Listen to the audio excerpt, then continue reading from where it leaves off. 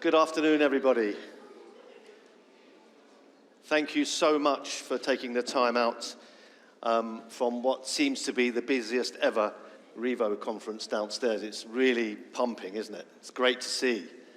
And thank you for being here this afternoon. For the next couple of hours, I hope we're going to create some conversation, have some content that's insightful and hopefully provocative. I'm your host, by the way. My name's Ibrahim Ibrahim. I'm the Managing Director of Portland Design, and I'll be hosting this afternoon and also chairing the first panel. And before I go into the first panel, I'd like to first of all thank the sponsors of this event, PFM and Hollis, whose stands you can find just at the top of the stairs there. And session one that I'll be hosting is called The Power of Localism. And this conference is, and we spent a lot of time thinking about what the theme should be, but this idea of human-centric placemaking seems to be the zeitgeist at the moment. I think it's something that we should really explore, where we put citizens and communities at the center of placemaking and how we can create a true, authentic spirit of place and a true sense of belonging. That's what we're going to be discussing today. And also, I would say that famously, Benjamin Franklin said that there are two certainties in life, death and tax. And I'd like to add one more to that, and that's change. And I think that's what we're going to be exploring today, how things are changing and what changes we can make to really bring vibrancy back to our high streets and our shopping places. So the first session, as I say, is Power of Localism. The second session will be, it's called Generation C, the enigma that is the centennial generation, those born at the turn of the century and what their new expectations are, their behaviors, their mindsets. And we have Revo Hub, the young guns are going to be exploring that. And session three, chaired by Stuart Harris, will be talking about how the hell we pay for all this stuff. And that's about delivering and funding the future. So what I'm going to do is do an opening presentation to the conference and also to the session of the Power of Localism. I'm not going to introduce my panelists now. I'll do that at the beginning of the session. I told you who I am and the business I run. And our mantra in our business, and I think the mantra of this conference, is people and places, not buildings and spaces. We passionately believe that architecture does not make place. People make place, and the essence of place is critical in that. And I suppose a little provocation is that the future of retail is not about real estate. It's about content.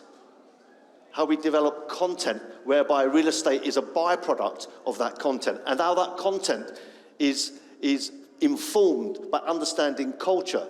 I don't mean ethnic culture, I mean the culture of interest, and how content and culture then drives community to drive vibrancy in place, to create not a shopping rhythm, but a community rhythm in our places. We call this mix, this vibrancy, this new experience of ground level activation, Swelch, where shopping, working, entertainment, learning, culture, hospitality and health come together. That's the new retail. For us, that's all retail. To create, as I say, an authentic spirit of place and a true sense of belonging.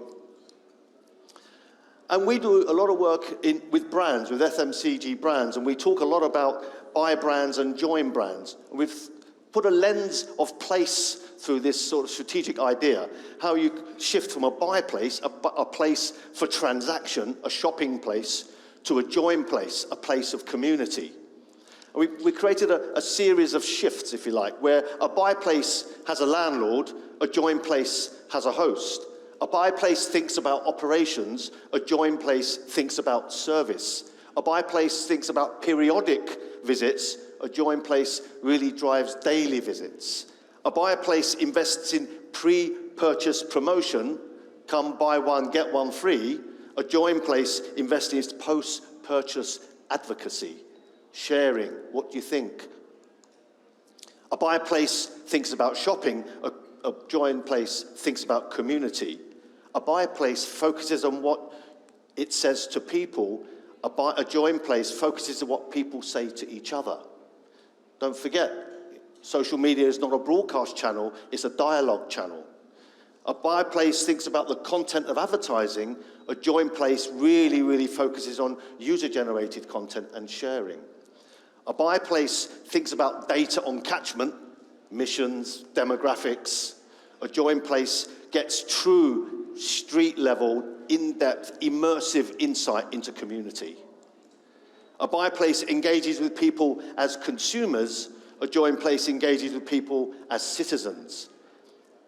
We shift from leasing boxes to curating experiences. We shift from marcoms, marketing communication, one-way monologue, talking to or worst at your audience, to marcons, deep, true emotional connection with things that matter to their lives. And of course, a buy place has consumers. A join place has fans, has members, has advocates. And then we talk a lot about the 4 pillars of future readiness. And one of those pillars is what we're going to discuss in this panel.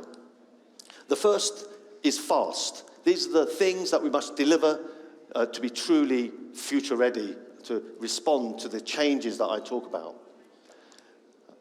And this really focuses on having experiences that are easy, simple, seamless. Now, I want what I want, when I want, how I want, and I want it now. That's the new paradigm. 63% of global consumers are willing to pay more for simpler experiences, whether they're smart vending, whether it's digital, robotics, quick service, treatments and services, a whole bunch of different types of really fast, convenient, just-in-time services and products. The second pillar is the polar opposite of that. It's slow.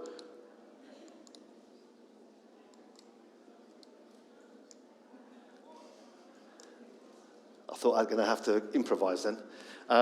This is about experiences that are immersive, around events, around products and services that respond to specific interest groups and interest communities, constant newness, constant change, and of course shareability. 70% of millennials would rather spend on an experience than an object. Accenture.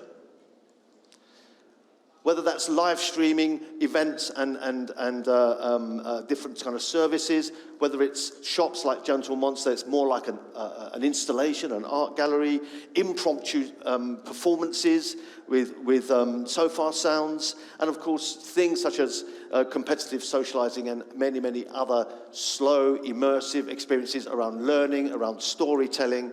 1/3 of people are interested in attending a lifestyle class at their favorite store, Unibuy Radamco Westfield.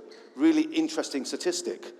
And we're seeing lots and lots of different types of retailers, whether it be IKEA, Burberry, School of Life. Now, these are learning environments. And there's a great brand called the New Working Class that's creating lifelong learning in retail, being piloted in Croydon at the Westfield site. So really interesting development of how lifelong learning can come into retail, where participation is the new consumption. And the third pillar, which is what we're going to be talking about a lot in a minute, is about local.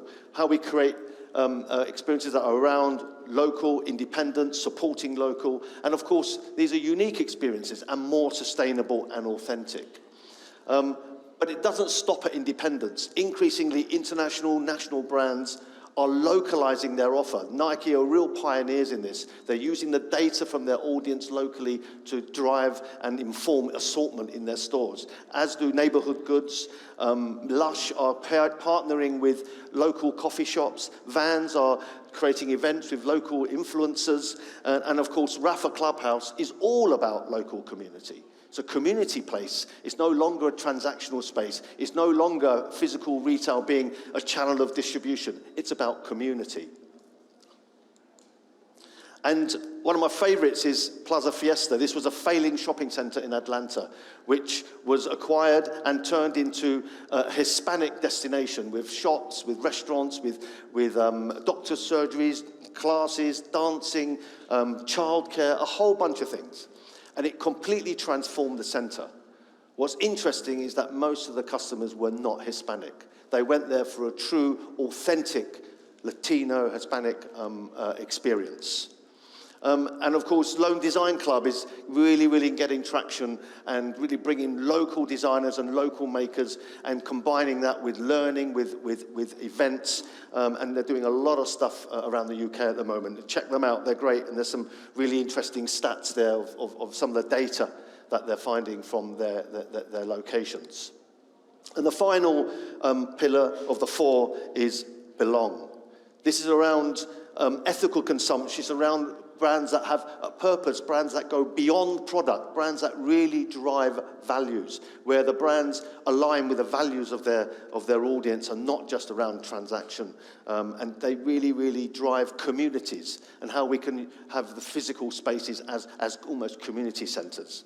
Whether it's Tom's or Patagonia or Lululemon or Sweaty Betty and many, many others are really kind of driving that idea of community. 40%, and this is really, really struck me, 40% of consumers have stopped using a brand due to the way it behaves. Nothing to do with product or service or price, purely due to the way it behaves.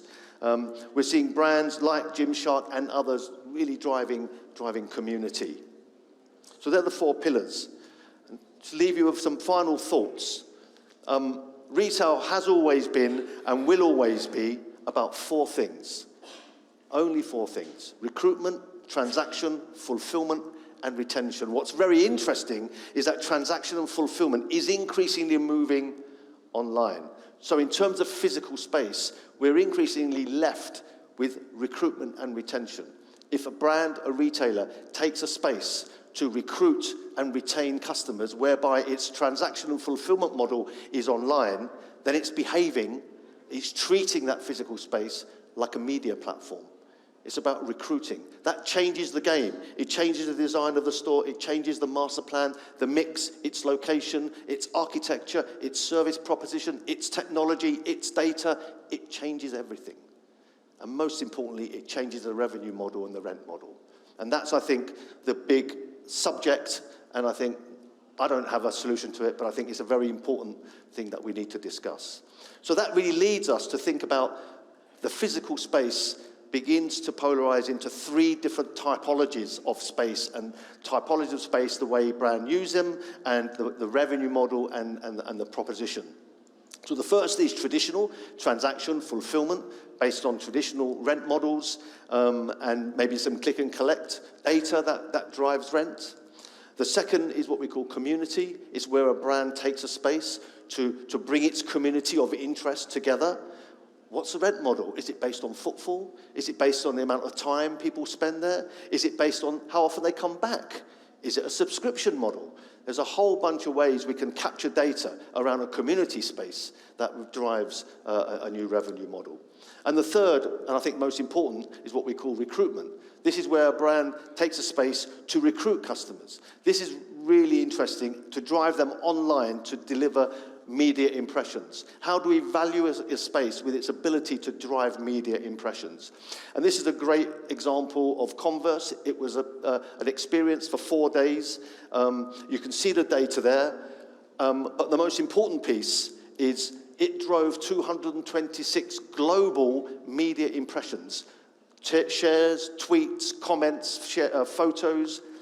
How much is that worth if a Facebook click is 8 cents and it lasts a millisecond? How much would a brand pay for 40 minutes of undivided attention? That's the new media platform, because places and stores of the future will not only monetize experiences, but also the data that these experiences generate. We call it data activation. We have a tool that maps social media and online behavior, maps media impressions in order to develop the data to base the revenue on. Because this is the era of the surprising, the spontaneous, the unplanned, and the serendipitous. Serendipity, happy coincidences, the most powerful consumer emotion. And one thing about happy coincidences, they're not price sensitive.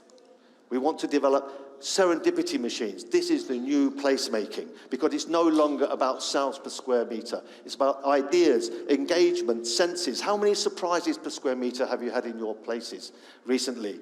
Smiles, clicks, shares, dwell per square meter. These are the new metrics, because the new future-proofed place, vibrant place, swelch place, is one that speaks like a magazine, that changes like a gallery, that still sells like a shop, that shares like an app, that builds loyalty like a club, that seeds like an incubator, experiments like a laboratory, connects like a community, and entertains like a show. Let's get future ready. Thank you.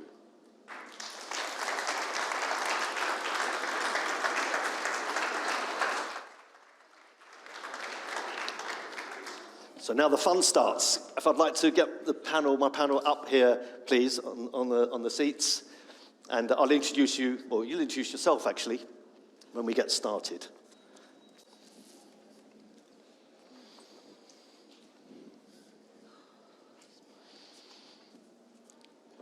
Great, thank you very much.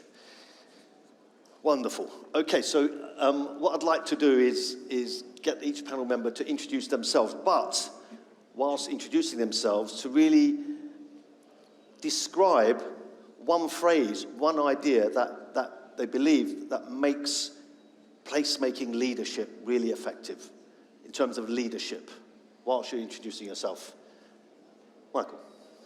So I'm Michael Delfs. I work with British Land, and I work on the Canada Water Project, which is just down the river a little ways, where we're very lucky to have 53 acres and 7 million square feet of development to come, which is a mix of offices, homes, and, drum roll, circa 1 million square foot of retail, leisure, community uses. And I think you nailed it at the beginning of your explanation, that really placemaking leadership has to be looked at as people. It is all about understanding people, bringing people, catering to people, and critically engaging with the people who are going to deliver it, whether that's on the development side or shop owners or restaurateurs. Yeah, brilliant. Thank you. Matt. Thanks. So Matt Soffair, work at Legal & General, leading our research and investment strategy for our retail, leisure and hotel assets.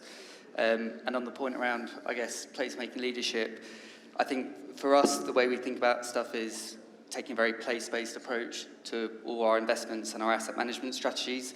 So when we think about that, it's really about understanding local needs. So I think the only way of doing that is by getting out and speaking to not only local consumers, but also local businesses, not retail businesses, but institutions, education providers, local councils, etc. is how you really build up this kind of deeper understanding of place and how our assets sit within it and how we respond to those needs.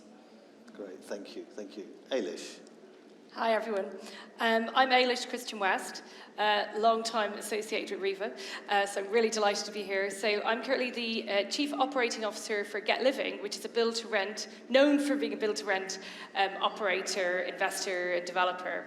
Actually, we've got 4,000 operational homes, and we've got a development pipeline that will take us to 10,000 homes by 2027 currently, and we're always looking for new opportunities, etc. But we're also probably the hidden part of our portfolio is that we've got coming up to 450,000 square feet of retail between our operational and our development pipeline portfolio, including 200,000 square feet in development at Elephant and Castle, which is a very exciting opportunity for a new retail and leisure destination in Zone 1 London. So it's retail is very much and placemaking is very much part of our neighbourhoods portfolio, and is a real, really important lever for us to pull to be successful at Get Living. And my sort of phrase would be bold imagination. So I think that we've hopefully learned a lot about how to think about placemaking, how to think about strategies for making places more unique, avoiding the identikit and formulaic approaches. So I think it's a given that we're understanding the community and the heritage around the area that you're looking at placemaking in. But it's really important that, that the opportunity for us and for the talent in the room is to bring perspective and bold imagination to that information that you gather, and to try to turn it into something that is, well, I really like being future ready. So. Great, thanks, Ailish. Nick. My name's Nick Brackenbury, and I'm one of the co-founders and CEO at a retail tech startup called NearSt. So we exist to get online shoppers into physical stores. So if you've ever been looking for something in Google and you see a product and it has a little distance icon on it and it says it's available in a store nearby, you can kind of think of us as like the plumbing behind the scenes that allows that all to happen. And in terms of what placemaking leadership means to us, we kind of think of it as there's this inherent human desire to interact and engage with other people in the real world, but then we also spend a disproportionate amount of our time now living in the digital world. So how do you kind of mesh these two together in a natural way where tech isn't a gimmick and it's kind of getting in the way and tripping you up, but it's there and just quite naturally helping you engage and discover and interact with a place? Thank you. Laura. Hi, Laura Bosworth. I'm the founder of a place, property and retail marketing agency called Revo, and also a place promotions marketplace called Local Life, which is an online place to promote independent and smaller retailers as well as the larger high streets. And I would say that my idea of placemaking and the leadership in that would be giving a platform for people to be seen, giving people a platform, leading them to a platform, and giving them a story to tell it, kind of listening to what their story is and interpreting it into a way that is compelling to the right audiences. Yeah, thank you. And if I could add my thought about leadership, I think I sit on the High Street Task Force board. And one thing we're finding that many local authorities just don't have a clear vision. Yeah. They buy a shopping centre and get a bunch of architects to make it look nice. And I think what's really, really critical is having an absolutely clear, compelling vision that everyone can mobilise behind it. I think that's really key as well. But thank you for your thoughts. Right, let's get into this. First question. The power of local is partly about delivering a unique and authentic experience or experiences. How have you addressed this in your places, in your work, a great, unique and authentic experience? Can I start with Ailish, please? Sure.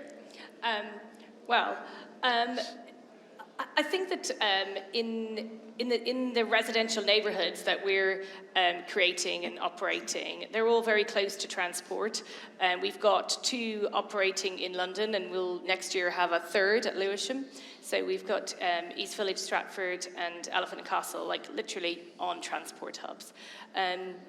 So I think we've got a great opportunity with the locations that we start with, and then what we tend to do is to be, one of them is right next to Westfield in Stratford, an amazing shopping centre. I don't know if any of them, anybody who works in that is here today, but it is a fabulous shopping centre, and there's something to compete with, and it's a great facility for our residents at East Village. So we're looking at something that's really the antithesis of that, and when we look at our strategy within the neighbourhoods, it's a hybrid of convenience, but not just the obvious convenience. So we work really hard to source, encourage, support independent retailers. We're quite sort of open-minded in approaches from independent retailers, and some of my team are here. They work really hard to help business plans come together. So that's one of the ways that we really like to differentiate, supporting sustainable, local, independent retailers. But also, really, it's not just understanding the local community, but also the audience that we're attracting as renters in East Village, for example. And we spotted a trend for the creative industries to be something that people who lived with us as being very interested in. Obviously, hard to miss that the London College of Fashion, the V&A, and everything was being built on the East Bank right beside us. So going back about 3 years ago, we decided that we would really lean into the creative industries at East Village, because it sort of became very obvious once we spotted it that was what would connect East Village with the wider community around us, and that would also something that a lot of our residents and visitors to the area were interested in. So I think that's an example, and out of that sort of idea, that cultural creative industries connection, we've now created a number of partnerships with artists, with artist studios, and our sort of big wow factor thing is something that we created right in the heart of East Village, which is a 3,500 square foot creative space. And instead, a lot of developers in the room will be creating community spaces in advance or alongside their developments. And we wanted to differentiate with that. We brought in a designer, Christopher Rayburn, who had a local connection, and he fitted it out with really circular economy, philosophy, and all of his materials, etc., and created something really unique, and literally is photographed constantly. It's a bit overused sometimes, that we feel, but I think that, so creating something that's really different, literally you cannot get it anywhere else. He wouldn't do it anywhere else. If he did, it would be different. So creating something truly unique to the neighbourhood is sort of, takes a bit of work, takes probably a little bit more investment, but has been truly rewarding for us, and has attracted people not just from our neighbourhood or Newham or Stratford or around the area, but people from all over London are now using the Lab E20 regularly for galleries, for crafting and launching businesses. So all sorts of things happen there all the time. So I think it's really about tapping into something that is unique to the location. Thank you. Yeah. Unique to location, absolutely. That relates and aligns to the location. Yeah, Michael, how have you leveraged the power of local to deliver authentic experiences in British land? So there are a lot of answers to that, but I think if I had to focus on one, I would probably focus on public realm. One of the things that you are able to do when you have 53 acres is you realize that a new district is not a place. It is, in fact, a collection of places. And we're putting £38 million into the public realm in the first phase that comes with 3 buildings. And there is something inescapably authentic to a good piece of public realm, because it's really the people, whether they're from the area or they're coming from further abroad, it's the people and the activity and the things they do that make it real. So investing in public realm and then focusing on activating that. Also, I like obviously the amount of green space you have, and they are not commercial places. They're just places that people can be, non-descriptive, not predetermined, just somewhere people can hang out. And I think that change of pace. Too much commercialisation is actually a bad thing. So I think that's great, and we've got the great opportunity at Canada Water. Laura. Authentic. Sorry, just stuck listening to yours about green spaces. Authenticity for me, I mean, my business is called Real. I literally called it that because it's about being authentic. I've often been told that I'm very black and white, somewhat Marmite, for that reason, and I'm fine with that. But I think people crave it, but everybody's so different. So we're quite unique in that I started out in property and retail at the Trafford Centre, and then took quite a sharp turn into property and student accommodation, build to rent, and really kind of saw community kind of coming up in those developments as it started about 10 years ago, or as it started to become a bit of a buzz anyway. And one thing that I really found when I was doing that is that you can create experiences and nobody's going to get involved, because unless it's something that they're interested in, then you can't is their time.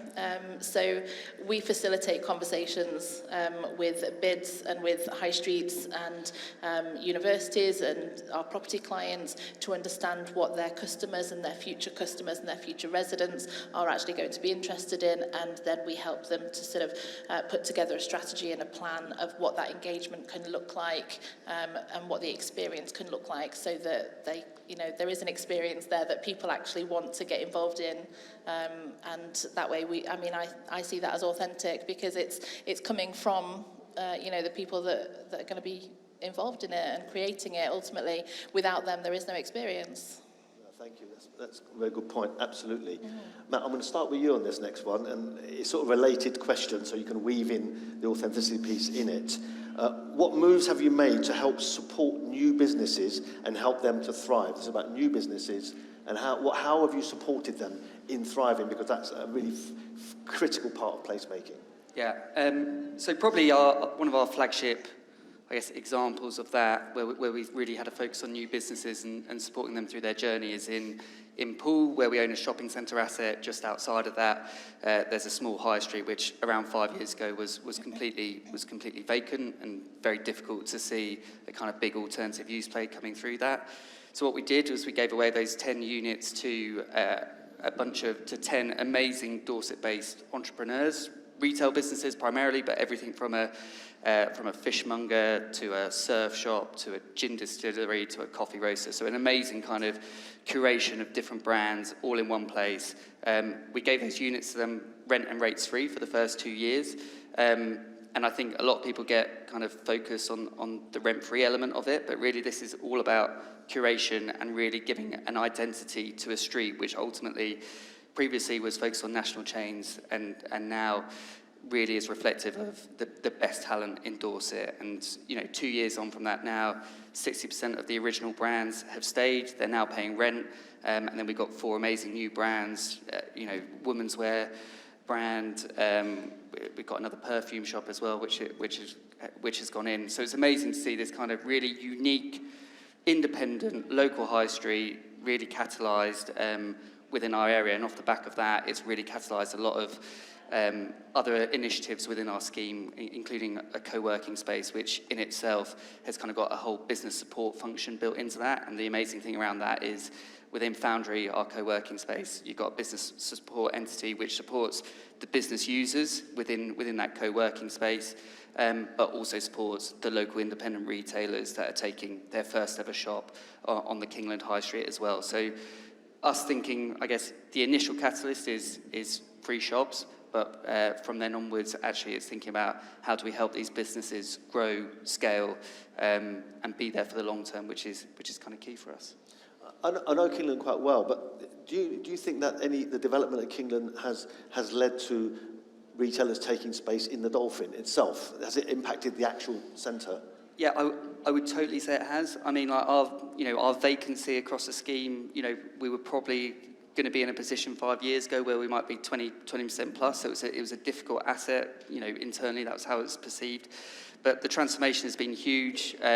Vacancy is not an issue there, and I think the biggest thing is there's been this kind of cultural perception shift in terms of how that shopping centre environment has been seen. And there's also clearly a pathway for a lot of talented local individuals, local businesses to actually start at a market stall, graduate to a store on Kingland, and then potentially graduate to a shop within the main shopping centre. So it's kind of almost an incubation pathway for the best of Dorset to set up shop and make some money. Brilliant, thank you. Nick, I know your business sort of deals with sort of local businesses. How do you, in your sort of tech, support local businesses? So I think a lot of tech's role is how can you do something that is very quick for them to try and get started with for very little commitment and cost, because when we think about the physical world, it usually comes with a very large commitment to do something. So, whether that's the actual physical space they're occupying or getting into it, the fit out of it, all these things are quite large upfront costs. So we really see our role as tech as being like, how do you take a lot of these things that seem very messy and difficult, particularly in the retail world where there's often a lot of very old legacy systems in place as well, and how do you just get rid of as many of those, not just financial, but also technical barriers as you possibly can, so that something we talk about a lot internally is how do you help the shopkeeper just be a shopkeeper and not also be a marketeer and a technologist and all these other hats they've got to wear. Like, how do you take some of those hats away from them so they can just focus on doing what they're there to do, which is be a fantastic retailer. So as a kind of the technology company here, we kind of see our job as kind of get out the way of the retailer, and hopefully they're not thinking about us. If they don't think about NearSt, we're probably doing a pretty good job. Thank you, thank you. Ailish, in terms of Stratford and other locations supporting new businesses, good strategies? We love new businesses, and actually, you know, I actually came across your business, as we were talking about earlier, which must be like nearly 10 years ago when you started out. So I think that I personally have always been interested in, you know, startups and how we can support them, and I think. So what we're looking for people to come forward with ideas to consult with us, and I don't know that it's not really sort of pitching business to us. It's really a collaborative approach for. We understand a lot about our residents, and we're willing to share that to help people be successful with their businesses. Equally, we don't have all the ideas, so we love the new ideas that come forward to us, and it's a really lucky position to be in, to have small, affordable spaces in neighbourhoods where independents can actually get their business off the ground. And we've got a great success story out of Stratford. A lady started her coffee shop there. She could be here. I don't know if Rebecca is here today from Signorelli. But she started a wonderful coffee shop there, and she's started she's got a wider business around London now, and she's opened a second unit with us, which is a really interesting sort of step change for her as well, because it's an experiential bakery where she's also teaching local people, training them to be bakers. So it's just very circular when you start working with talented entrepreneurs in spaces and giving them the space and the opportunity, and also because we've got a ready-made resident audience who are very interested in, and for our business, our residents can give us 2 months' notice and leave any time. And I guess it's the same for the retail occupiers who open their businesses in our neighbourhoods. They very quickly get the message as to whether people are supporting their business, whether they're offering the right thing at the right price. And I think, again, you had said earlier that serendipity is not price sensitive. I think that's probably true. People in our experience are very willing to pay for good quality ingredients and recognise the cost of labour, etc., if it's on their doorstep and they can see the human beings who are involved in it day to day. So it really is an important part of building a neighbourhood and it goes back to being unique. We need to, people need to value the cost of doing things and pay for it, and I think that we can get that right, not all of the time, but if we can get it right most of the time. Great, thank you. So you get a sense of what we're talking about and really focusing on local. At any time, if you've got any questions, please put your hand up and we'll come straight to you and make a bit more of a conversation. I did mention in my presentation this stat of 55% of consumers are preferred to buy from local brands to help support local and small producers, a piece of research from Google. So, but supporting local, bringing independence into place is not all straightforward. It has its challenges. We all know that. So there are genuine challenges to having small independent businesses as occupiers. What are these in practice, and how do you address them, Michael? Great question. First of all, you got to go find them. And I think that's probably you have to go out and find them. Yeah, absolutely. And that's probably the biggest hurdle. There are always people who are interested in starting a business, but finding somebody who not only has an idea, but also the expertise and the experience and the financial backing to start something that is real and not just making something in their kitchen is difficult. There's no silver bullet. You have to get out and meet people. You have to get out in the neighborhood. You have to go walk around London. You have to go talk to agents, talk to lots of different channels. And once you find them, that's really where the hard work begins, because every single one, it has to be individually tailored. And you really just, I think, have to decide from a place strategy that this is important to us. This is something. How do you do that, Mike? I mean, do you have people in-house at British Land, or do you go out and find people in the community? How do you actually physically go out and find these new independents, local. So one of my colleagues is sitting with us today, Alice Keown. If anybody has a business idea and they'd like to come down to Canada Water, please talk to her. What a great job. But we also spend, we pound the pavement ourselves. Well, more usually I'm on my bicycle, but Right. we're constantly in the community talking to people, meeting people, eating at local restaurants, visiting local businesses. Yeah. But again, finding people is the first hurdle. Then begins the hard work of saying, okay, how can we structure a deal to actually get you in? And are you somebody who can make the jump from, perhaps a small high street unit into a more major corporate environment? I think, there's a lot of things we do to try to support them, but if I had to, again, pick one, it would probably be turnover rent.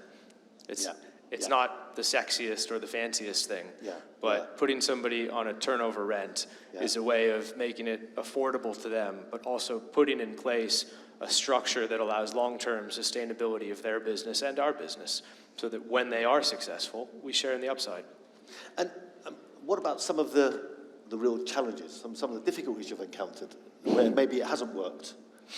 Well, in Canada Water, we're a year away from PC of our first few buildings, so I'll probably pass on that one. Okay. Could you answer that, Matt? I mean, in terms of Yeah. how do you find them, and what problems have you had? I mean, what issues have you encountered? Yeah, I mean, Like at Kingland, for instance. yes. So using Kingland as the example, I think what Michael just said about having people who are totally embedded within that local community, who know the most talented people who want to make that step. Because a lot of the time it's not actually established business, it's someone with a great idea or who's got a skill. Finding those people, you need people who are totally embedded within that local community, that local area. I think doing something, using a national agent or using someone who's not based in the locality, I think it's very challenging to really get that diversity of offer that really helps create these vibrant places. But, I noticed your stat around 55% of people want to shop with local businesses.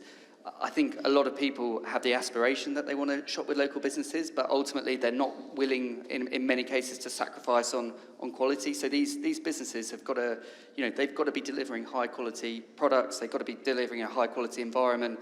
There's no shortcut just because you're a local business. And the reality is, if you're trying new startup businesses, some of them won't work as well. So I think for us, the kind of key learning we've had over the past couple of years is having almost a kind of flexibility in terms of space that we can offer to these businesses. So like I said before, it doesn't have to be you go straight in and you open a full store for the first time. Actually, you can test your product on a market stall. You can graduate to your kind of own physical store.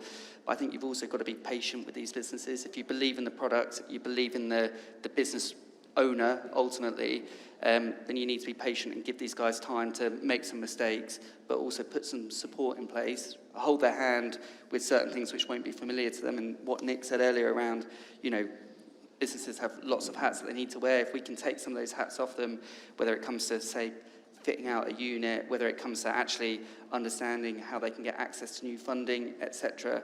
If we can take some of those hats away from them, support them on that side, then actually we end up with far more vibrant and healthy businesses over the long term. Can I just respond to that? So something you said that was really important, which is having a diversity of different unit typologies. Yeah. Not everybody can come in and make a 4,000 square foot unit at the base of an office building successful. So having market stalls, having pop-up units, having shipping container villages, having a range of different units, all the way down from sort of incubator, all the way to big units. That really gives you the flexibility to support a range of different retailers. Yeah, I mean, I totally agree, and I don't think it's not a high street thing. It's not a shopping centre thing. It can apply across retail parks, shopping centres, high streets, residential as well. So yeah. Yeah, Laura, so any thoughts about the challenges? I was just going to add to that, actually, yeah. The diversity piece, from the landlord perspective, the developer perspective, yeah, absolutely everything you've said, agree with that. But also the kind of comments that I see are, I can't get, I used to be able to buy my kids' shoes on the high street and I can't now.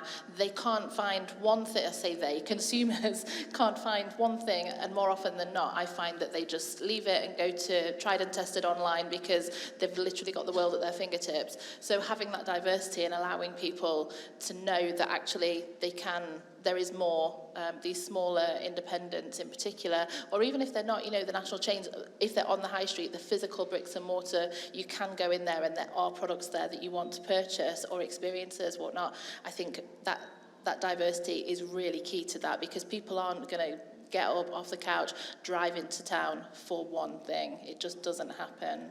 Yeah, great. So. Any questions? Do we have a roving mic anywhere?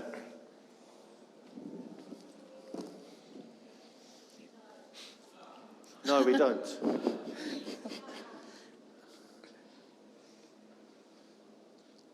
For the first person to ask a question, Just shout. Just lean in. Yeah.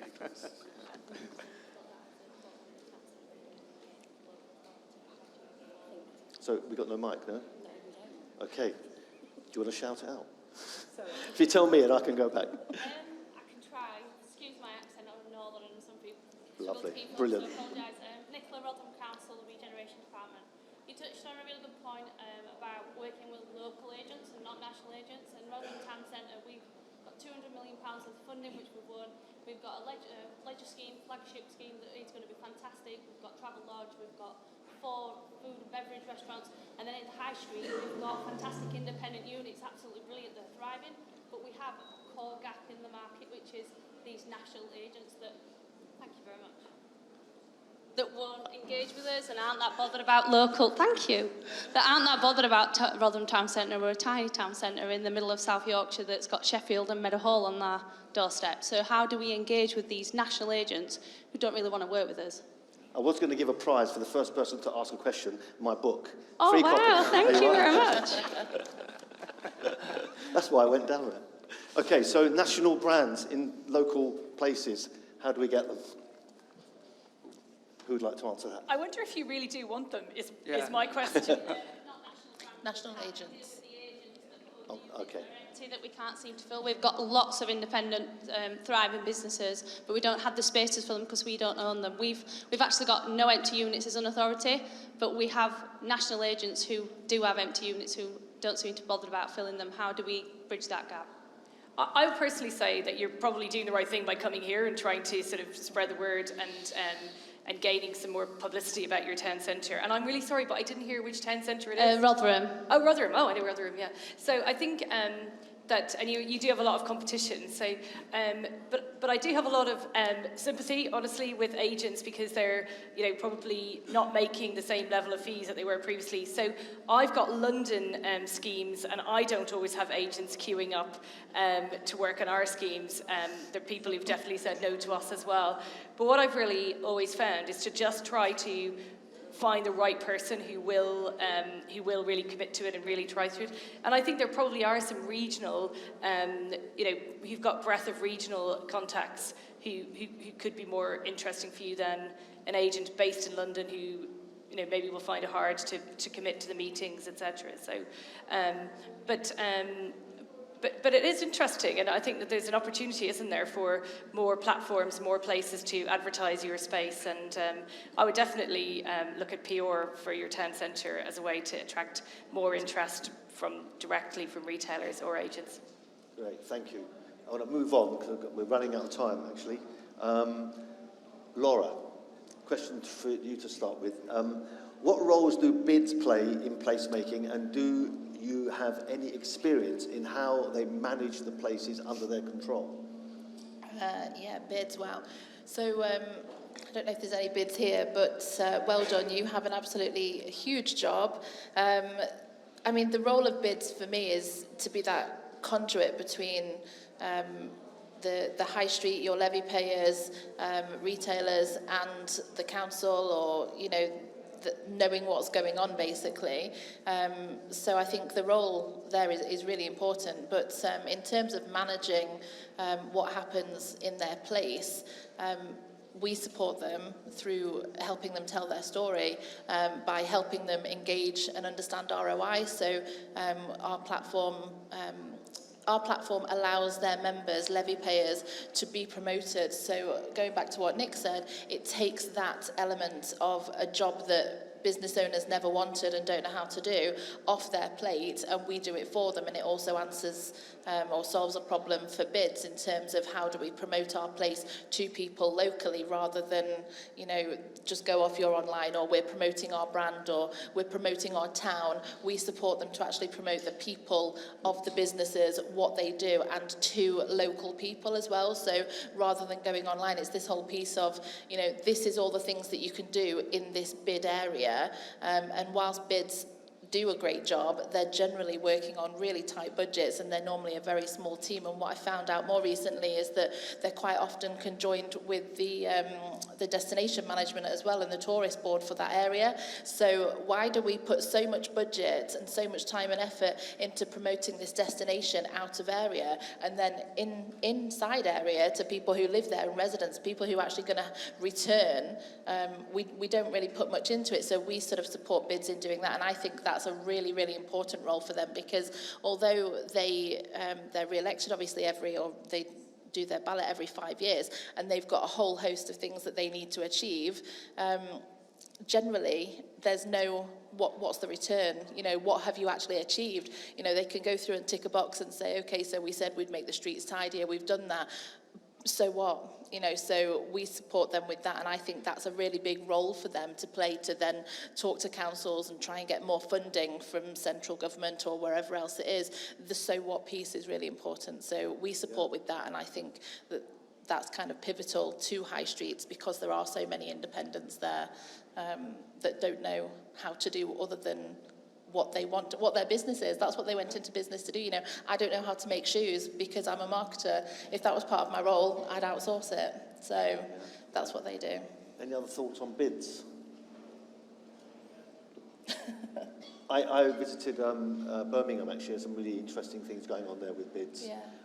And one of the kind of values of bids is to provide the members, you know, data on the community, data on the catchment. A lot of the businesses are kind of small businesses, they haven't got the ability to do that. Yeah. And also thought leadership, really thinking about and sharing ideas with the members about, you know, what the future holds in terms of new consumer expectations, new retail. So there's a role for bids to think about that. Yeah, absolutely. I mean, training is a huge one. Yeah. You know, my team actually go out into town centres. I know beggars believe they leave the office and they actually walk the high streets and talk to these business owners and get an understanding of what their challenges are, how they feel about the high street, what do their customers say, how many returning customers do they have, do they know what their best-selling product is, you know, when did they last run an experience event, have they ever collaborated with somebody else in the high street? 9 times out of 10 they don't know the answers to the questions because they've never considered it. So thought leadership, absolutely, huge part of it. Something else that we do as part of Local Life is all of our members are put into a membership group, and it's almost like peer-to-peer, which just doesn't really happen for high street businesses. You know, there's lots of online entrepreneur type memberships, but this is specifically for people who have bricks and mortar businesses and the challenges that they have. So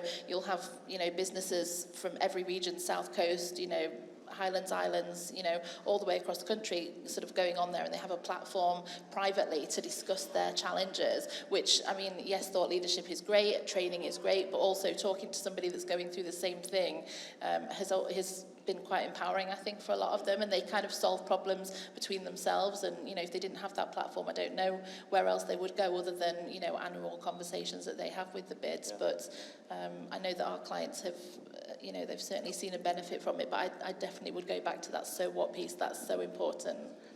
So what we're saying, really, putting up a Christmas tree every year is not enough.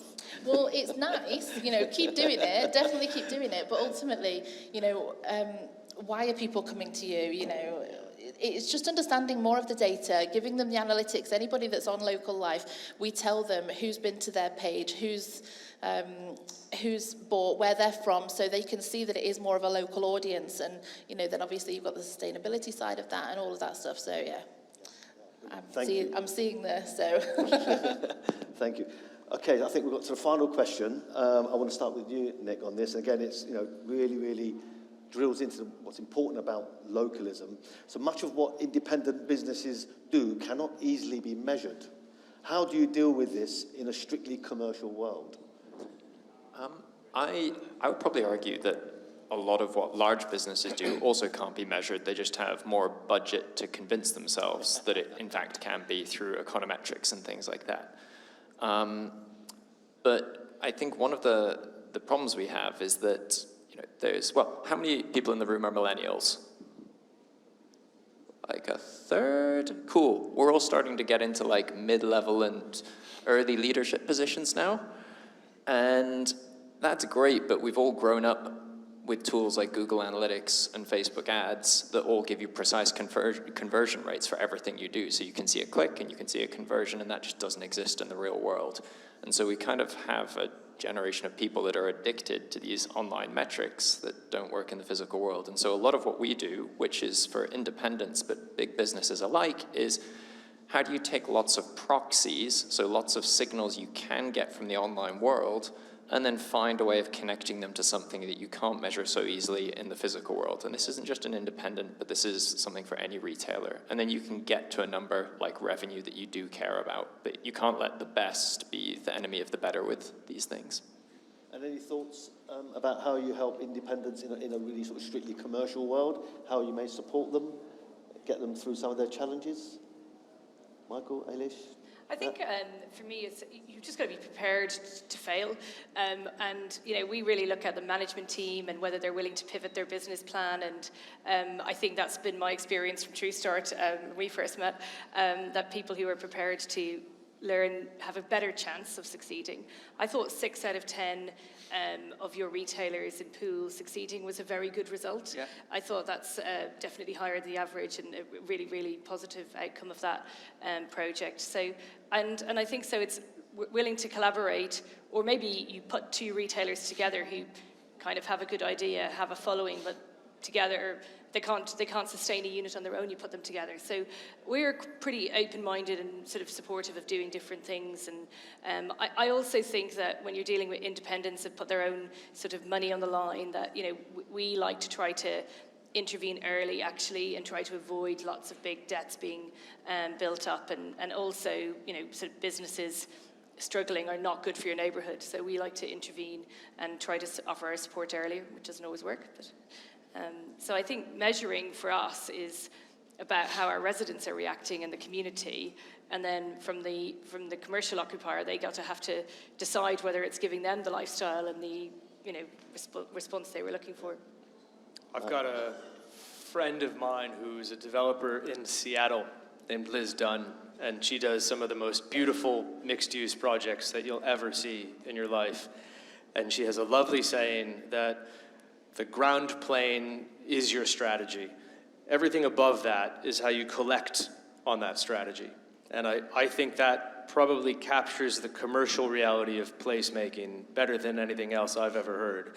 And if you believe that having local, authentic, independent retail is an essential part of your placemaking or your ground plane strategy, then you have to go out and do that. And you have to believe that part of the return will come when you let office space or when you sell homes at higher values because of the experience that you're creating for people at ground plane. And how the public realm is the anchor. Absolutely. Matt? Yeah. The one point I would finish up on, I guess, from a measurement perspective is actually there is a lot that you can measure. I think public realm is one of those ones which is a bit more intangible, but actually if you have a long enough time horizon, you have the right kind of structures in place at the outset, you can measure a lot of the value that local businesses, local independent clusters can really bring to a wider development. So I think there are a lot of tools out there that you can do. You can never you can never measure the feeling that you get from a really authentic local high street that you have a really deep connection with. That's the kind of a bit intangible, but I think there's a lot that actually we can do from a measurement perspective, which can help to justify why, you need to look at the value beyond an individual unit and what that brings in terms of rent and actually what it does for a wider entity and a wider business and a wider asset. Absolutely. Yeah. Great. I suppose, thank you so much, and we're dead on time. Chloe will be very happy with that. But I suppose to sum up, what this panel emphasises and the audience is the most important thing about placemaking is a diversity of skills, diversity of stakeholders, diversity of input that we need to create real, true, authentic placemaking. So thank you so much. And thank you. Thanks.